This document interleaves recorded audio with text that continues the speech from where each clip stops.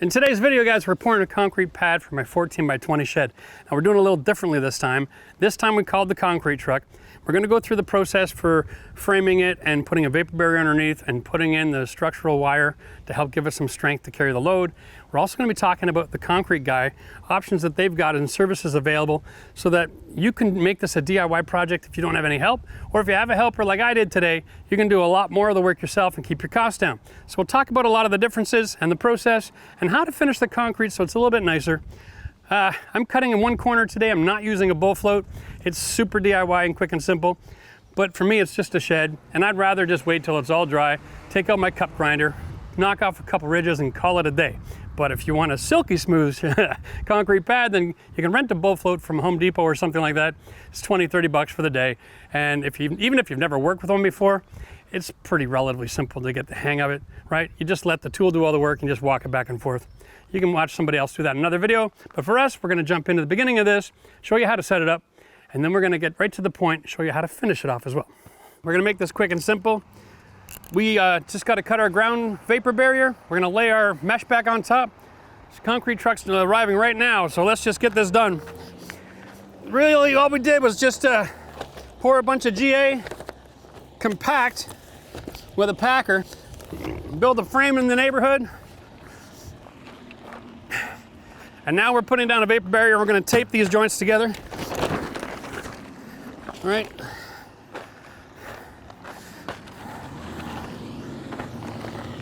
There we go. The idea here is to have a form, have separation from the groundwater, and then have some mesh to bond it all together to give you your strength. And if your form is somewhat square and level, you'll have a lot of success. There you go. We'll just get this one down. Here, pull it nice and tight on the edge first. Okay. If you pull it tight, all right, and we'll just grab a handful of gravel, throw it on there. But not up the side, just up flush to the side. Pull, pull, pull, pull, pull. There you go. Get it in the corner. All right.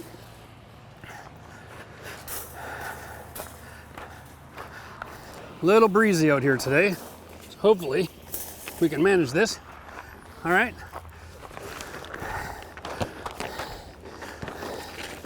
Just like a 1-inch overlap is all it takes. Okay. My way, please. Doesn't have to go over the other side, okay? Just pull it tight so it's nice and flat.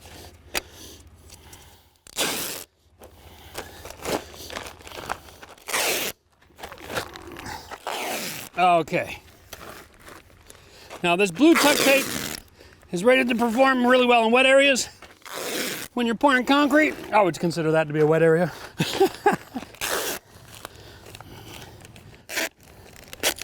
All right, we're good. Stretch that out a little bit, Alex.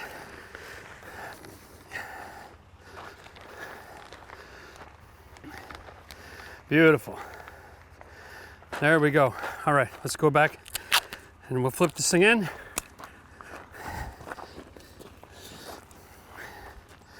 Now, this mesh has already been tied together.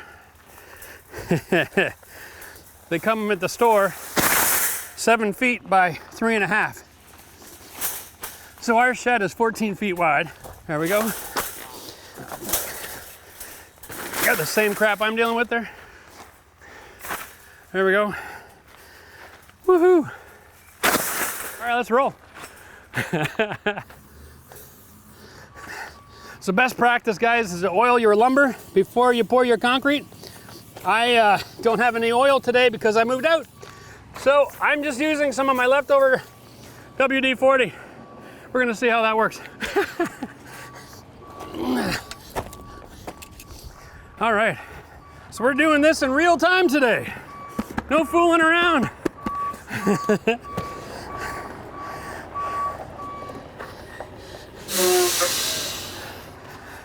All right, so full disclosure, it's a DIY channel.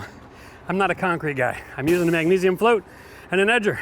That's it. I'm gonna jump into my rubber boots. That's right, we're getting rid of the dad shoes today.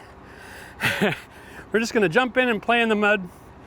Concrete guy is gonna mix up a little bit wetter for me so it's a little easier for me to work in. Other than that, that's just a race against time. Whew. So Mike, your machine isn't what I would call traditional. Nope. Wow, very nice.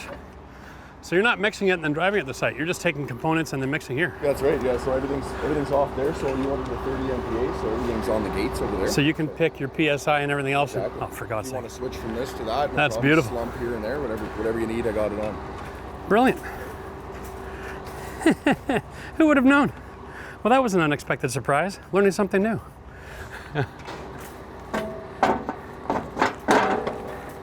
Well, listen, guys, this looks like it's going to be a great opportunity.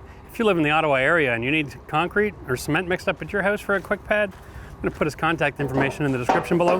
We didn't make an arrangement, but with that kind of technology and availability to do small loads, that's perfect.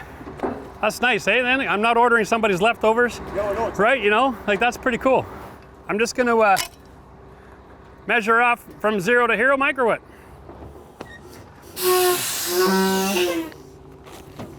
How's that looking? All right, Alex, grab a couple of shovels for us. All right, just in case we want to shovel the corners in. It's easier to shovel than rake.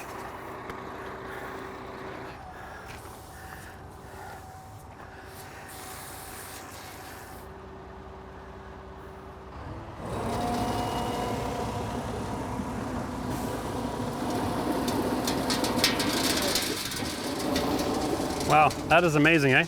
He's dropping the aggregate and mixing it with the water right there on the spot. That's pretty good technology. We'll see if the sides blow out on us or not.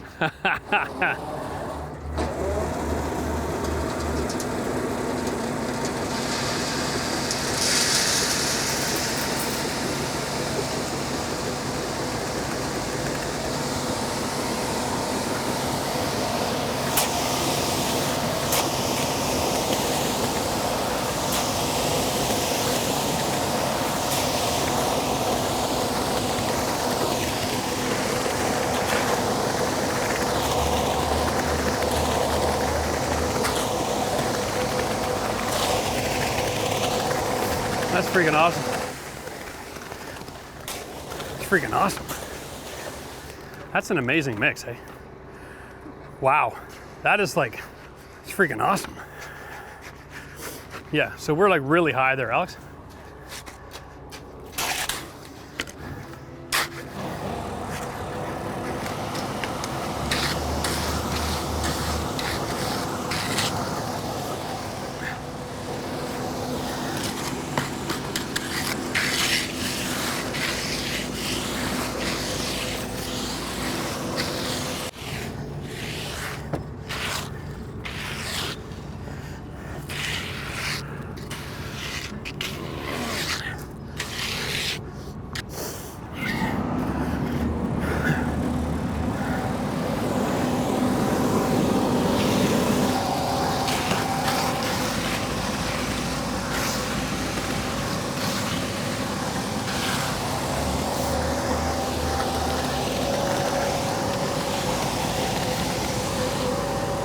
All right, so that was 20 minutes.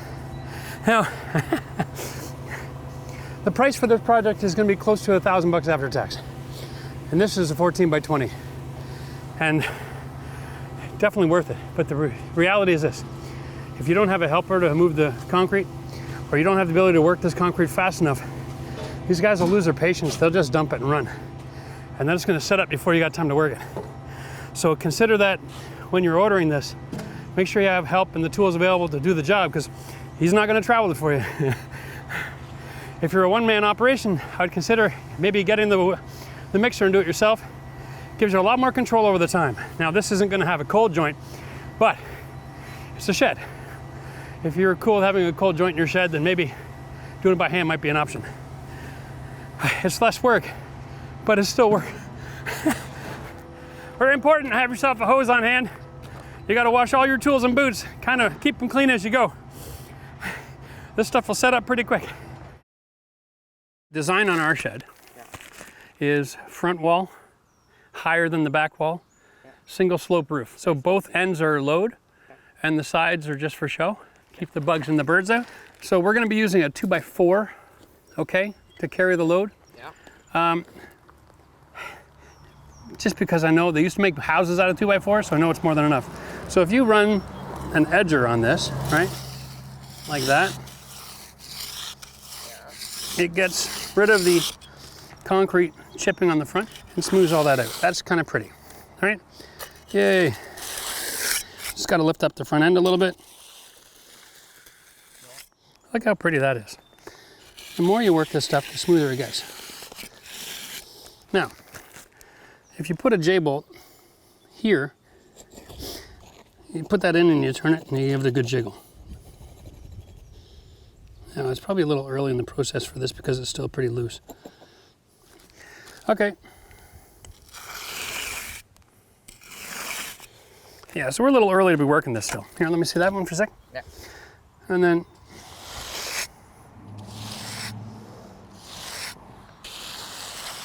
so if you can just work the room with this thing, and I'll use the edger.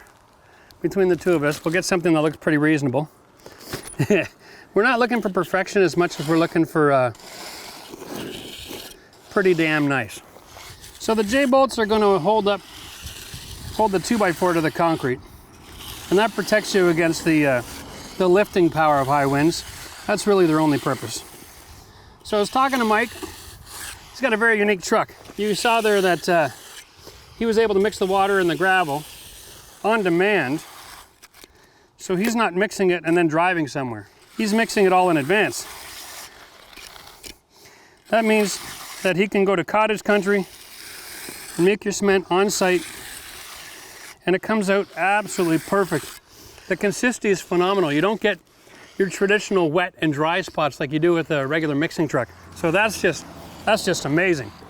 I don't know about this for all concrete companies, but Mike is third generation in that company. And they've done some vertical integration. So if you live in the Ottawa area, you can use his services for your shed. They'll actually come and do the form and pour it and then finish it for you if you want. And it comes out to about 12 bucks a square foot for the whole process. Now, this is, what do we say, 14 by 20? Almost 300 square feet. For him to supply and pour it, it was $3 a square foot. And having a helper here made it possible for me to do all of this work ourselves. Now, I am sure that their finishing is going to be high grade, professional. It's going to look really good. And if I really wanted to, I could go and I could rent the bull float. I'm just not that interested in majoring in the minors. For me, a shed is a shed. I just want to have something that I can build my walls right up to the edge on. All right, and then I'm going to reduce the grade here and bring my dirt up to it so I have a couple of inches so I can manage water infiltration in the wintertime. I'm going to put a sill gasket underneath my frame and seal it up so I don't get water infiltration. And that's really the goal. Like anything in life, when you do it yourself, the more detail and the more effort and the more investment you put into it, the longer it'll perform. Here we go. Now the edger is really simple. It's just flat with a curve. And that curve is designed to remove pebbles and that sort of thing from the edge of your concrete. Because what they do is they'll grab a hold of ice and frost and snow, right? And there'll be reasons why water can't run off smoothly.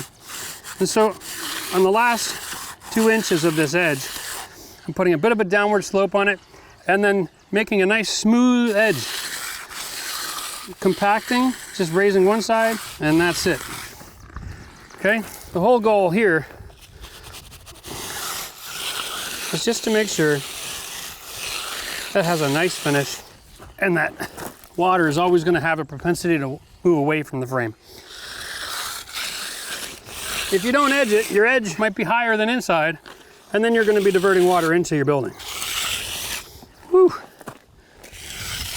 That's awesome. So I went online and I used a Google search for aggregate measuring.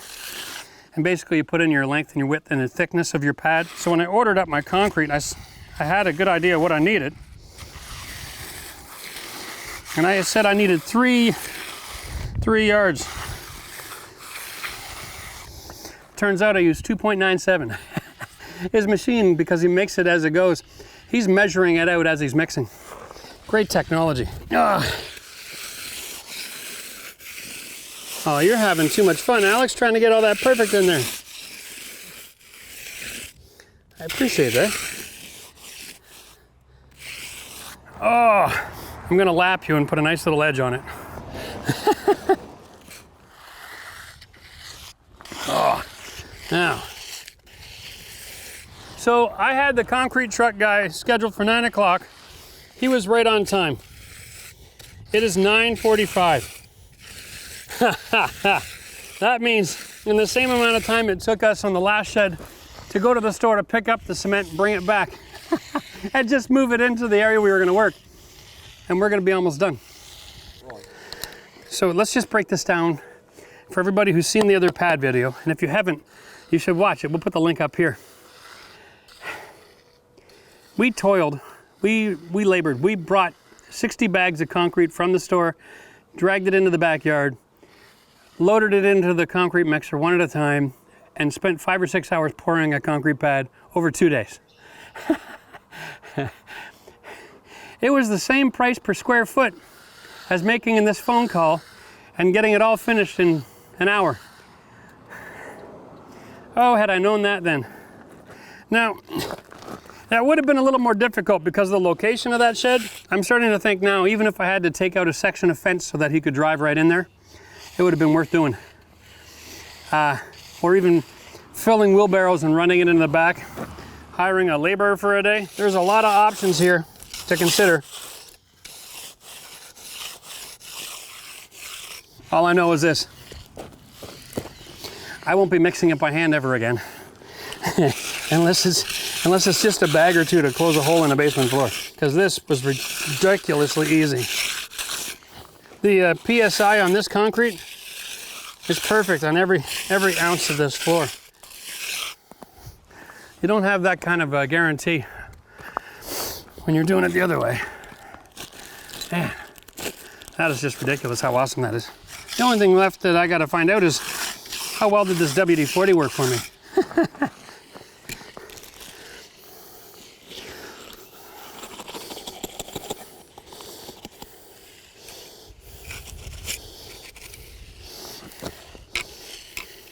So if you're a fan of the channel, you've seen any of our other live videos. You know we talk a lot about having a plan and sticking to it, having a vision. Well, in this area here, we're actually putting roll-up garage doors. So I'm taking my edger and I'm actually making a pretty significant groove here. Kind of starting a ramp. Remember, the goal here is to have a roll-up door on the front and the back. And what that does is that creates a workshop where you can have your table saw or your chop saw set up. You can be running 16-foot lumber through there. Having enough room to work outside of the elements is really key. All right, guys, so we're gonna break down the total cost for this project up to this point, and I'm gonna compare it with the price that the concrete guy gave me if he was to take care of the whole job for you. All right, so let me go through the whole process, recap, and I'll give you the cost breakdown as well. We framed this, used material, right? We just recycled it. You could buy something new if you wanted to, but we recycled, so that was free. Underneath all of this is a little bit of plastic, Super 6 vapor barrier, a couple hundred square feet. We're gonna throw in 10 bucks for that. On top of that, we've got the wire mesh. That comes in 7 feet by 3.5 feet sections. And so there's 12 pieces of that. That ends up being about 200 bucks. Not joking, it's not free. But if you want to have a pad that doesn't break up on you over time, that's a great way to do it. And this came in a bag. These are these little ties. You go like that, and then the tabs on it make it easy to twist them together. And you do that so that you can lock all of that mesh together. Now you saw us install that mesh.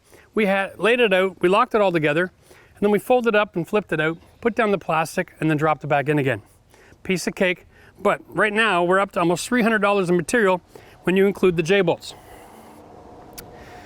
Now, the concrete truck himself, that load came out to $850 after tax. And keep in mind, I live in Canada, so depending where you are, there's going to be variance in price. But that's actually about the same price as I would pay if I went and bought all this concrete in the bag at the local hardware store. Remember, when he's buying his aggregate, all right, he can get a tri-axle of that GA for about $500 retail. He's paying wholesale. $300 for 25 yards. I only got 3 yards of concrete. So his aggregate cost is really low. It's just that, and then water, a little Portland cement. Okay, so he's actually making a really good value there for us. We get it delivered and poured for the same price as I can buy it in a bag before I mix it myself. So this whole thing altogether, 311, we're looking at about $1,200, all right?